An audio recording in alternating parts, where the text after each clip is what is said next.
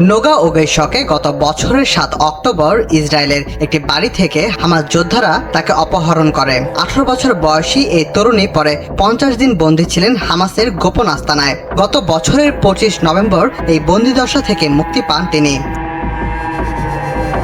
সংবাদ মাধ্যমকে বন্দি দশার স্মৃতিচারণ করতে গিয়ে নোগা জানায়, হামাসের এক যোদ্ধা তাকে বিয়ে করতে চেয়েছিলেন এবং তার গর্ভে সন্তানের জন্ম দিতে চেয়েছিলেন।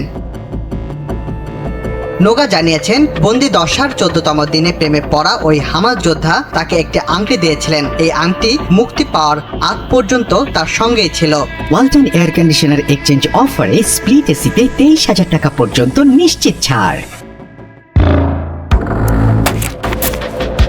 হামাসের ওই যোদ্ধা সম্পর্কে নোগা জানান, হামাসের সেই যোদ্ধা তাকে বলেছিলেন সবাইকে মুক্তি দেওয়া হবে, কিন্তু তাকে সেই যোদ্ধার সঙ্গে থাকতে হবে। তাকে বিয়ে করতে চান সেই যোদ্ধা।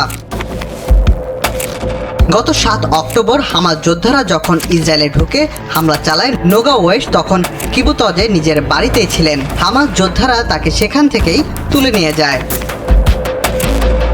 নোগা জানান, সেদিন হামাস যোদ্ধারা তাদের বাড়ির দরজায় প্রায় ৪০টি গুলি ছুড়ে। পরে দরজাটি ভেদ করে যোদ্ধারা বাড়ির ভেতরে প্রবেশ করে। বাড়িতে থাকা নোগা এবং তার মা অবশ্য ততক্ষণে জেনে গিয়েছিলেন শহরে কি ঘটছে। এই অবস্থায় নোগার মা শিরি ওয়েশ মেয়েকে বিছানার নিচে গিয়ে লুকানোর কথা জানান। তিনি ভেবেছিলেন যোদ্ধারা তাকে দেখে হত্যা করবে আর নোগা বেঁচে যাবে। শেষ পর্যন্ত মা মেয়ে দুজনকেই অপহরণ করে গাজায় নিয়ে যায় যোদ্ধারা। যদিও তারা একে অপরের পরিণতি নিয়ে কিছুই জানতেন না। বন্দিদশার বেশ কয়েকদিন পর মা মেয়ের দেখা হয়েছিল বলে জানান তিনি। তার মাকে তার কাছে নিয়ে আসা হয়েছিল কারণ অপহরণকারীদের একজন তাকে বিয়ে করতে চেয়েছিলেন। বিয়েতে সম্মতি দিতেই নোগার কাছে তার মাকে নিয়ে আসা হয়।